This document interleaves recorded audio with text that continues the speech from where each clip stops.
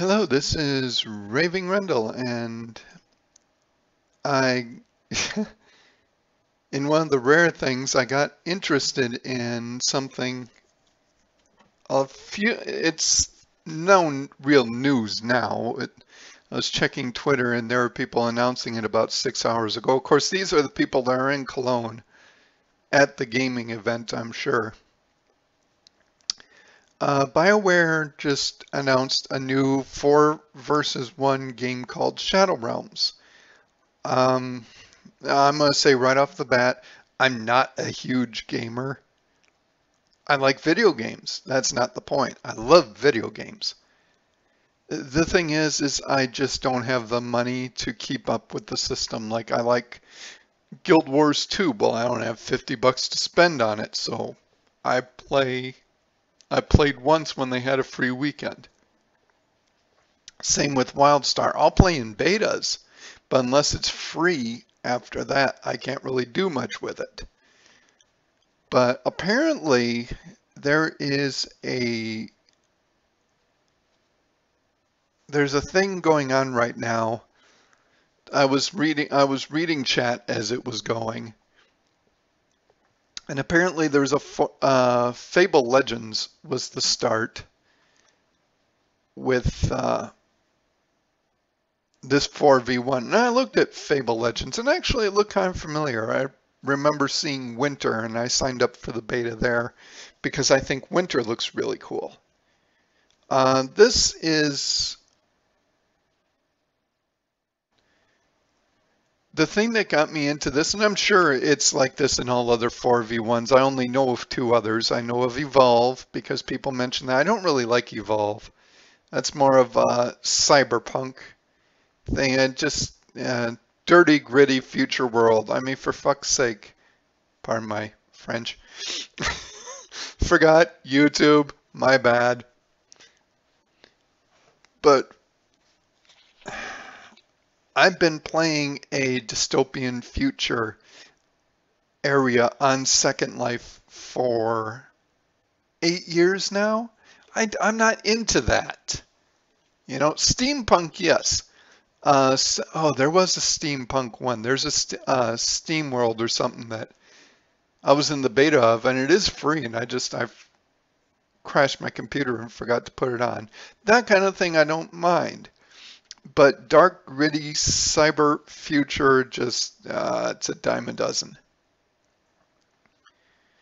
But Fable, I like Fable. I'm a big fantasy fan. The reason Shadow Realm got burrowed in my brain so fast was the You've Been Chosen videos rang very clear of the Secret World, which is another thing that fascinated me right off the bat. It's free now, and I do have it reinstalled. I just haven't played it because I do have a friend on there, but I can't get a hold of them to see when they play. But I love the Secret. I love that kind of shadow culture game where you have the people, where you're playing as one of the people pulling the strings. That fascinates me. I like that, and that's what it looks like Shadow Realm is kind of doing, and it kind of got enforced because it's not going to be expansion so much. It's going to be what they call episodic content, which DCUO does, which Rift does. A lot more of the, I don't know if that's what Marvel Heroes does. They've only really got one, but I know that's one of the reasons I like DCUO and I like the Secret World is you just get them. So that's kind of nice. You don't have to go like now World of Warcraft has Warlords of Draenor, and for crying out loud, it's 40 bucks. This is a 10-year-old game. You know, if you're going to charge 40 bucks, at least knock your subscription price down a little bit. But that's the other thing. I don't know Shadow Realms. Fable Legends, one of the reasons why I don't look at Fable Legends and Shadow Realm closely, because what I saw briefly scanning Fable Legends was it's an Xbone game. It's going to be a console game, which is sad. I mean, I'm sure it'll be on PC too. I just didn't see anything that said it. Sorry. It,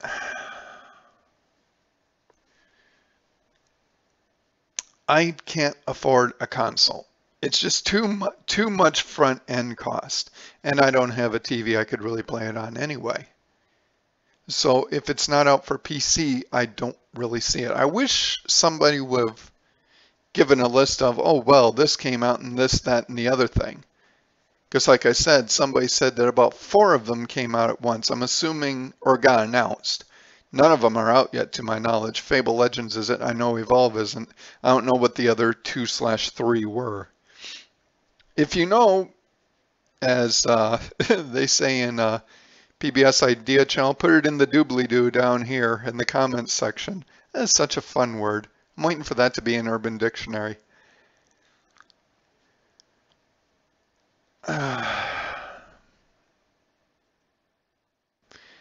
Two things I don't like about it.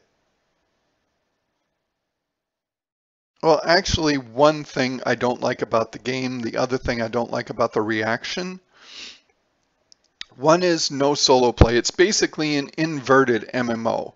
Whereas in MMO, you go running through, you do all your PvE solo content. Maybe you are in a group for something overly hard, but for the most part, you're just, yeah, run along, bash it on the head, run off, run along, bash it on the head, and you move on. This is the reverse. Your normal playing area will be group, 4 versus 1. 4 players versus a Shadow Lord / villain. That's cool. But that means the dungeons are on the outside, where the PvE content usually is PvP. I don't like PvP, but at least it's very... I don't like PvP in the sense that if I'm running outside of World of Warcraft, just trying to kill my 10 rats, and boom, somebody comes up behind me from the other faction, just beats the snot out of me and then runs off. That's not I don't like my PvP being in the open world. And essentially it's not, because the open world is your group of 4 versus whichever Shadow Lord you're fighting. So it's very battleground-esque PvP. It's a closed system of PvP, or a closed group PvP. So, or like a MOBA. It's like a MOBA, like League of Legends, like Dota, like Team Fortress 2, where it's different maps, but it's the same people every time. So it's not like some group, you know, you're going to have, like you're in the Dust Bowl and you've got Team Red and Team Blue, and all of a sudden, oh shit, here comes a portal and Team Green just yanked everybody. No, and that's fine. I don't mind that. It's basically you're running dungeons. And then the instances are the PvE or solo content. So there is some there. Yeah, I'm not good with groups.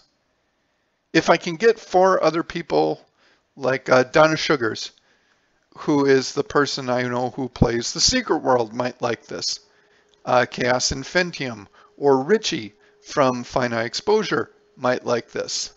You know, if I can get a group of 4 that will just arrange times to play, sure, that'd be fine. Going in and playing by myself without really knowing anybody, it'll be interesting for a little bit, but unless I can get into a group somehow, I don't see myself picking this game up. I did forget one good thing.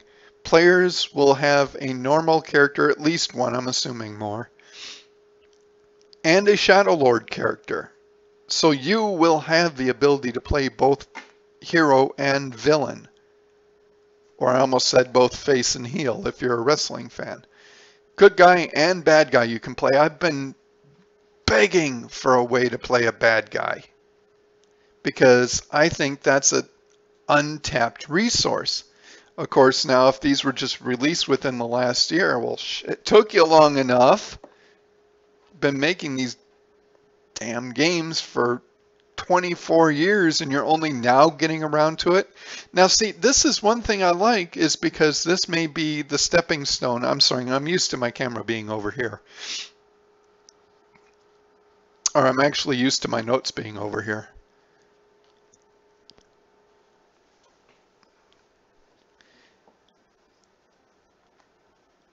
One thing that I have been waiting for desperately, and they kind of, sort of, not even close, kind of really have it with Dungeon Keeper, where you play the boss, you play the end boss of a dungeon, and it's okay. I played it a little bit. It's not really what I'm looking for, though. What I'm looking for, because I play as a Drider on Second Life, is I want to be the villain in a Final Fantasy-esque story, going through, you know, starting out, kind of, okay, for lack of anything even remotely else to go by, Street Fighter. M. Bison, they're talking about him starting out as a leader of a group of thugs, and they'd go and they raid villages, and then as they got bigger, they'd raid bigger villages, and then things like that. And it would escalate until he was a world player. A smaller one, granted, but he was on the world stage at that time. That is the game I want to play, where you don't have any good intentions for what you're doing. You're just doing it. You've seen the good, you've seen the bad. You think that bad is a lot easier, possibly a lot more fun, and that's what you're going with. So I could take my Drider, you know, settlement age, you know, the Dark Ages, Middle Ages, that kind of thing, go out, slaughter a town, take over its resources, you know, web it up, capture more people, get more resources, move on to the next town. I'm getting more and more influential. Maybe I got spiders, since I'm half spider myself.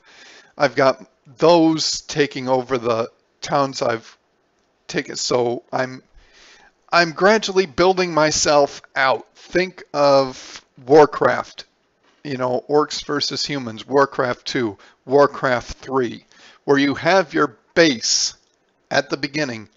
Actually, Warcraft, orcs and humans in Warcraft 2. You have your base, and it gets really easy at the start. You just have to, I think, Warcraft 2, it was literally a map like this. Here you are in a corner. In the other corner is a bad guy, and there's 2 gold mines. I think you have to make a barracks and 4 farms. And that's, you don't even have to touch the bad guys if you don't want to.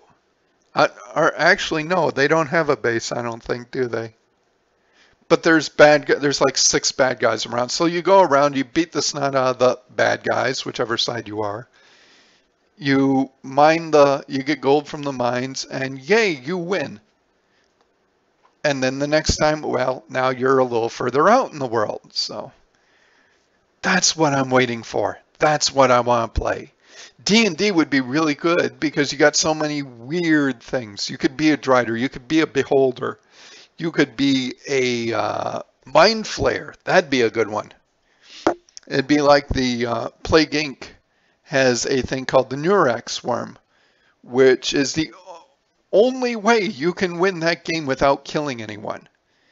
Because basically it's a mental parasite that alters your brain chemistry to the point that you can get an ability called transcendence, meaning that everybody infected with this parasite, this worm, now worships it as a god. That's cool, because Plague Inc. is a fun game, but after a while, it's boring to kill the whole world. You want something else you can do. There's got to be other ways to take over, and right now that's really the only one. But I don't know why other games don't put things like that in there. It's not an A to Z thing all the time. You can have stops in between. That's why this 4 against 1 is actually interesting to me in that point, because you can build up a character. It's only 1 for now, but at least it's a start. Maybe, 10 years later, we'll see a monsters version of Neverwinter or something like that. And I'm not talking, I know there are games like Cthulhu Saves the World, but those are parodies. Cthulhu has lost his evil powers, ergo, to get them back, he has to be a hero. It's okay, but you're still being a hero. You're just doing it for nefarious reasons. It's not that you're going out into the world and taking over. You're saving the world to get the power to take it over, which I'm sure you never see at the end of the game anyway. So if part 2 came out where Cthulhu fucks everything up, well, sure, okay, then that makes sense. Cthulhu's got his powers back. Now he's going to go through and show the world what the real Cthulhu is like. I don't know why they never made that, but you say everybody's in the goody two-shoes market. Even stuff like Warcraft, even stuff like Rift, where there are opposing sides, each one believes himself to be in the right. There is no I'm evil for the sake of evil involved. It's just basic survival. And I guess that makes sense. Everybody's trying to survive. Where the villainy comes in, that they aren't willing to share. They want it all. I need to, Richie is actually a game developer. I need to talk to him about this. Say, I think I've got a good niche game that we could do. There are 6 classes in Shadow Realm. I'm sorry, I'm jumping a bit here, but if you've ever heard me on any shows, you know this is what you're getting when you get with me. If you've seen my other videos, this is what you're getting when you get with me. I bounce around. The 6 classes are Mage, Warrior, Assassin, Cleric, Ranger, and Warlock. So basically you have 2 Mage classes in Warlock, or 2 caster classes. You have 2 rogue classes, an Assassin and Ranger, and you have 2, I'm assuming, tank classes, and I assume tank because Warrior I know, and Cleric in Rift can actually tank. That's one of the things I like doing, actually. So you've got your Holy Trinity there. They're just bisected, so you have 6 choices instead of 3. Assassin and Ranger are probably what I play. I love rogues. So, although Warlocks can be fun. The one thing that really turned me off to chat, and I think this part of this is still feelings from EA buying Bioware and some of the games that have come out since then, Mass Effect 3, Star Wars, is there seems to be a lot of negativity toward this kind of game. Number one, I just listened to, it's called the WTF cast. And he was talking to Robin Williams. He had re-released something that used to be on a pay site, but he figured that it was good to let everybody, I'm sorry, I'm so used to my notes and stuff being over here, I keep looking over there. They were talking about comics and how there's a public domain section of jokes, dick jokes, Jew jokes, that kind of thing, or Jew/racial religion jokes, you know, where you can pick on a segment. Those segments all have their own jokes that are pretty much universal. Jews having a big nose, you know. Christians, well, there's probably quite a bit I could say on Christians.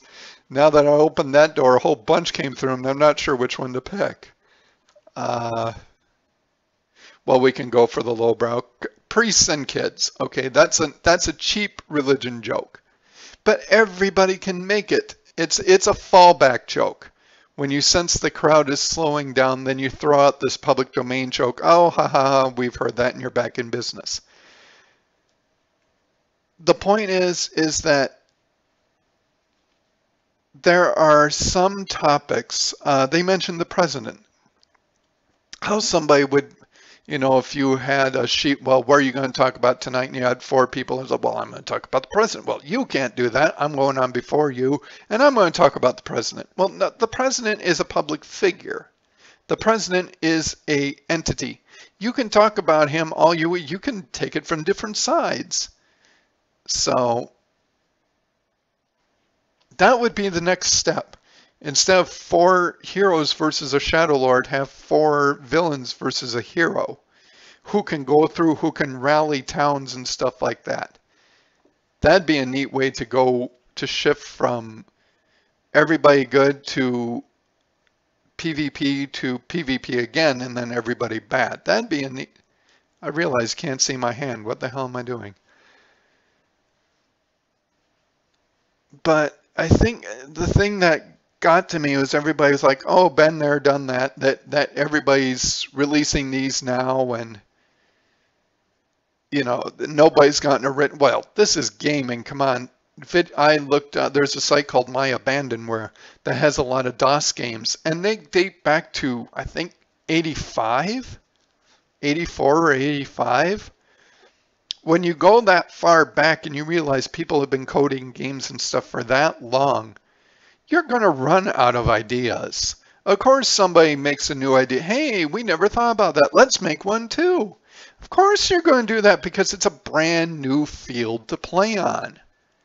You'd be stupid not to do it. You're throwing away money if you don't do it, because if it turns out to be a hit, like the Dota syndrome, when League of Legends and Dota came out, everybody started making MOBAs. Why? We had all played them, but nobody ever thought it would work as a standalone game.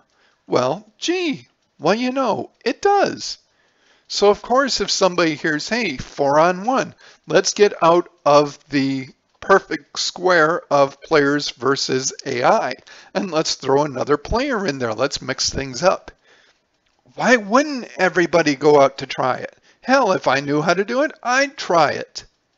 It sounds like a wonderful idea. But then you're being called a copycat. Well, if you don't copy something, when something new comes out, if you're not the first one on the train, it doesn't matter, because the longer you wait, the more that copycat label is going to be stuck to you. At least if you get it, to my knowledge, none of these are released yet. So the genre does not officially exist in practice. It exists as a theory because now we've got supposedly 5 games with this idea. But where do you go from there? You need content. You need a certain level. I'm actually looking forward to, oh crap, I knew I should have opened this up. They just posted, I'll go on Facebook and see if I can find it again. There's one that I just heard about. Mike BAK Phony did it. So I'll look him up. It wasn't too long ago. It should still be at the top of his YouTube channel. And it's basically a MOBA / tower defense. And it's a neat idea because tower defenses have been around for a long time. MOBAs obviously been around for a long time. And it's nice to see basically the point of this game. Okay, here we are. We're on Mike B's channel. Oh, well, it was before. It's called Gigantic. And what it is it's a basic MOBA style. You're on it's kind of MOBA with a bit of Smite put in. Smite is a MOBA in which the castle or the fortress on the end is a living being. In this point, I think you've got like 3 health bars that you can lose for your main being. When you hit the 3rd one, the main being goes out into the center and brings the fight to the middle, which is a neat idea. In Gigantic, in Smite, they stay in the back, but what they did too is they've got power nodes. Now, I remember this in, there was a map in Warcraft 3 that did this, and I know I just don't remember what it was called, where you would go around and have to put towers in these neutral places to win. And that's what you do. You can summon creatures as towers that have various effects like healing, defense, buffs, that kind of thing. And that is what you do. Instead of having all these blank towers that you run up to, knock down, go up to the next one, if there is one there, number one, it's an enemy tower. So if you knock it down, you're now penalizing those enemies, especially if it was a tower with a healing buff. Now they can't get healed. Whereas if you put your own healing buff up in enemy lines, now you've got an advantage. So again, if this, I'm surprised actually, maybe the 4 versus 1 is gaining more ground because Fable was the first one to do it. You know, Peter Molyneux did the first Fable, so it's got a brand name. It's like when Warcraft, when Blizzard launched World of Warcraft, MMOs were out with the time, with Ultima. But because it was such a big franchise at the time, that's what kickstarted, because people knew about MMOs. I'm not saying they created MMOs, I'm saying they created the market for MMOs by proving that an existing thing could take it and run. Fable, doing it with 4 versus 1. People who have been proven to make at least popular games are now taking it to another level. So of course people are going, look, Gigantic, made by a smaller studio, innovative. No way you can say it isn't innovative, at least to the MOBA genre. So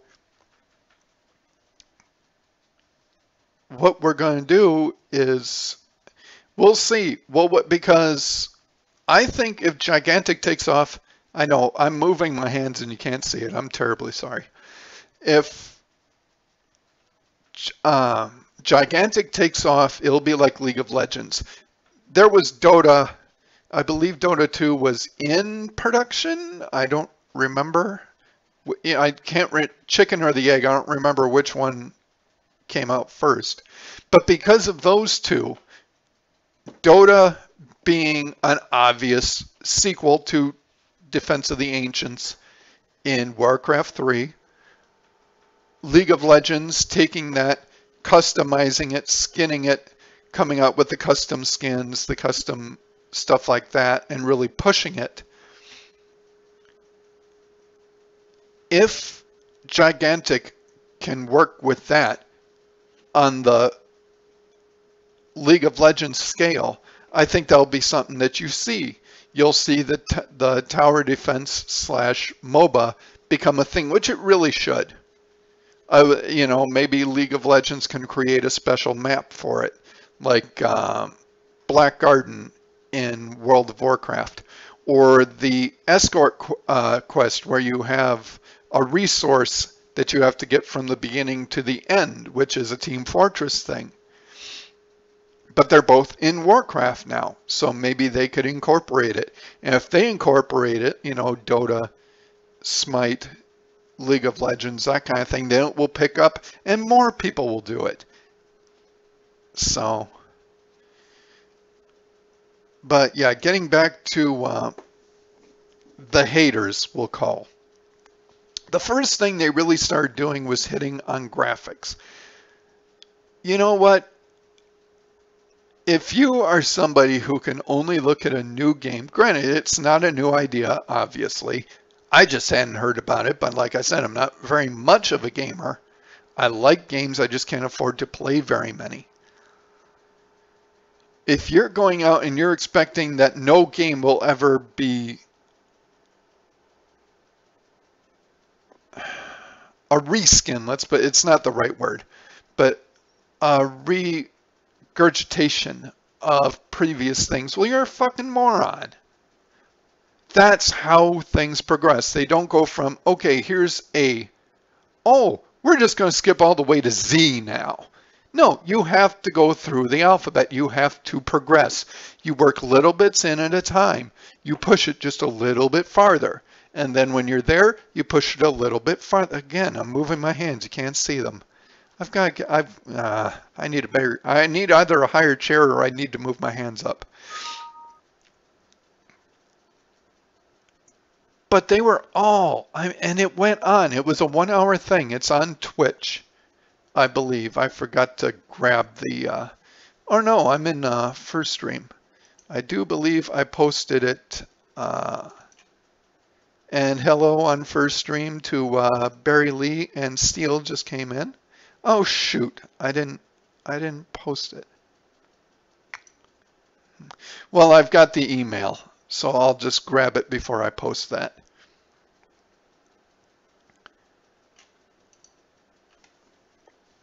But a lot of people in the chat room were really going off on the graphics. And it's like, and these are people who, you know, they're the fat kid with the pimples and the glasses, and he's covered in Dorito stains and stuff like that. These are the hardcore nerd people. These are people who probably waited up all night for this 1 hour thing. And of course, if you set yourself up like that, you're going to be let down no matter what you see. You're going to hype yourself up so bad that unless it's something where unless it's like, oh, you can touch the screen and feel the skin of the character and oh, blah, blah, blah. It's like, that's what a lot of these people are in Jetsons mode. They don't understand why they don't have 3D TV that they can interact with yet. They think that, like George Jetson used to be watching a ball game, and he'd say, oh, that was a lousy pitch, and then the pitcher would come up and say, hey, buddy, I'd like to see you do better. I think that's what a lot of these people are waiting for. And we just don't have that yet. I don't think we'll have it in my lifetime, not to that degree. And that was a standing holographic projection in the air. Yeah, no, I don't think we can do that. Not for quite a while anyway. But what is it with hating on something? I'll grant them. We saw some people playing the game. I would have liked, once they stopped the stream, I would have liked, okay, now the stream is just going to be, we're going to point it at these screens for an hour, and y'all can watch that. Now y'all can watch, here's how people play this. Oh, here's somebody playing a tank. Here's a cleric. You like warlocks? Here you go. And get some individual watching time with them. I really think they messed up in not doing that. But at the same time, now we have something to look forward to. We did see people playing the game. We saw people from the audience going up and playing with creators. Good move. One of the things I've heard a lot of people, Yahtzee from Zero Punctuation in particular, says about E3 is it's more and more game trailers, more and more game trailers, more and more game trailers. And most of those trailers are cutscene movies. They have not much gameplay, if any at all. Well, now we see something where they're talking about things, and yeah, we saw a trailer or two, but we're also watching them in the background for a long time. Like the first half of that chat was watching people play in the background while he's interviewing people at the event. So you got to see people play hands-on. Every now and then they'd flash to it. And it looked like a standard game. I mean, no, the graphics weren't anything unique. You've still got current generation stuff to work with here. I think that's the other thing people don't get. You can't have next-gen graphics yet, because most people's video cards wouldn't be able to use them anyway. They can't make games for things that they can't sell. Nobody's going to want to go out and make a game where you could see the sweat, you could see the reflection of light as it goes down the sweaty body of some woman or something like, or man, whatever. Beautiful, yes. Number one, it'd be a resource nightmare. You would have to, that would be a bundle game. Like if a computer came down from the heavens and said, this big booming voice, from now on, all computers shall be made in this design and the world will be wonderful and blah, blah. Well, sorry, gotta go. This would be the kind of game that would be packaged with it to show you what the computer was capable of. Along the lines of when a new system comes out, they'll release a bundle game to give you an idea of what the games you're going to be playing are going to be like. So,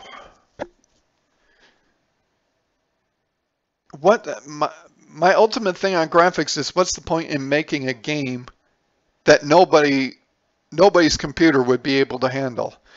Crisis, another thing Yahtzee's touched on, zero punctuation. Crisis 2 and Crisis were the games that PC nerds tested their systems on because the load was so intense that if they wanted to make sure their PC could handle a game, Crisis is where they went. And Crisis is actually a really good look at next-gen problems, because if you make a game like that, you can have people. I watched Mike B play it. And it looks like a great game, but I know my computer would never be able to handle it. It's almost a PC elite game. You have the PC game, then you have the PC gamers game. PC game would be like Bejeweled, Pogo, easy games, Java games, puzzle games, Jewel games, Candy Crush, that kind of thing. Then you have the PC gamer games. These are Warcraft. These are ArcAge. Just looking at my Rift, Shia, Terra, Plague Inc., Hearthstone, Applejack. Things that take a little bit more, WildStar, things that are still user-friendly but take a little more learning to get into the habit of. Then you have the PC elite, which are Crisis and games like that. These are the people who can afford the big systems, so that when a resource-taxing game comes out that really pushes the boundaries, they can play it. But they've got the thousands of dollars for the brand new video card, the top of the line thing, and they've got 64 gigabytes of RAM or something like that because they can afford it. I'm at the lower level of gamer and gamer, mid-level. I've got a fairly decent computer now. I can play some things that are harder. I just, number one, don't have the intelligence for a lot of them. I don't have the patience for a lot of them, and I don't have the time or the desire to put in the time, because so many of them are multiplayer and I don't know anybody who plays them. I know some people like, oh, X is signed on here. Well, X signed on there, that's fine, but I don't know their name. I don't know what they play. I don't know where they're playing. They don't know I play. I'm pretty certain of that. So what's the point? It's why I stick to Plague Inc. and things that are more PvE in MMO, because it gives me a stopping point. Okay, I'm bored with the game now. I'll go do something else. Another thing I don't like is how a lot of people said this is the end for Bioware. It's like, I don't get this morbid fascination with predicting the doom of a company, especially a company. No, I'm not going to say that they're the best game makers. They're one of the best storytellers, for sure. Why would you wish them harm if you just aren't interested in the product they're putting out? So many people came in. They were generally interested, and these same idiots stayed around for an hour just so they could bitch. They didn't like it. Bioware was good. If you don't like it, why the hell are you still here? Really, why are you still here? Do you honestly get your jollies on trying to tear down somebody else's idea? Talk about a fucking troll. Yeah, I'm gonna have to put a language warning. I'm sorry, that's me.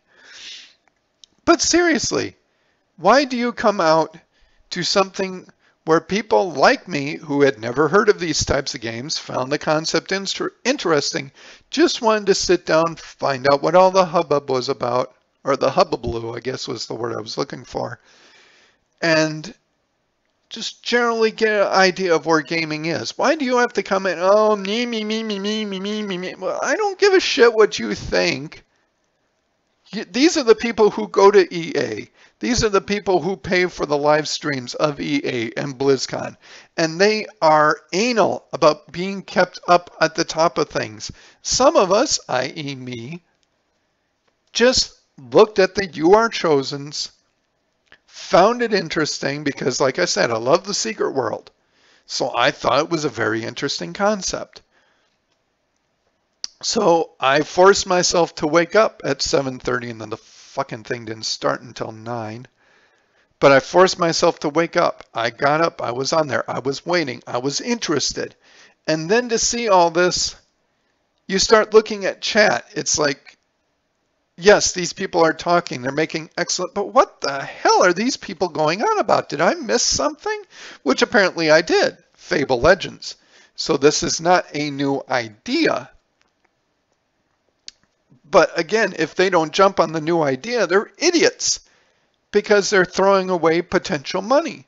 If somebody makes a better mousetrap, you'd be ill-advised not to use that better mousetrap because otherwise you're not doing your job. If you're an exterminator and this better mousetrap comes out, well, you're a fool if you don't get it because you're not doing your job as efficiently as you could be.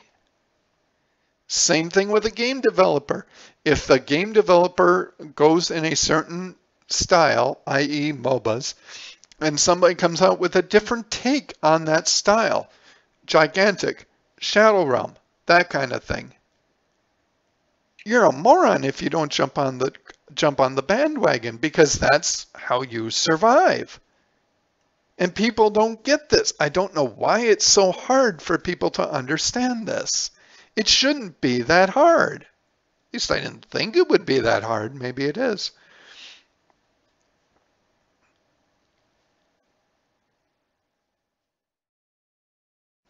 And that's one of the points I wrote down. I don't know if it's because it's a noticeable play on another in development game.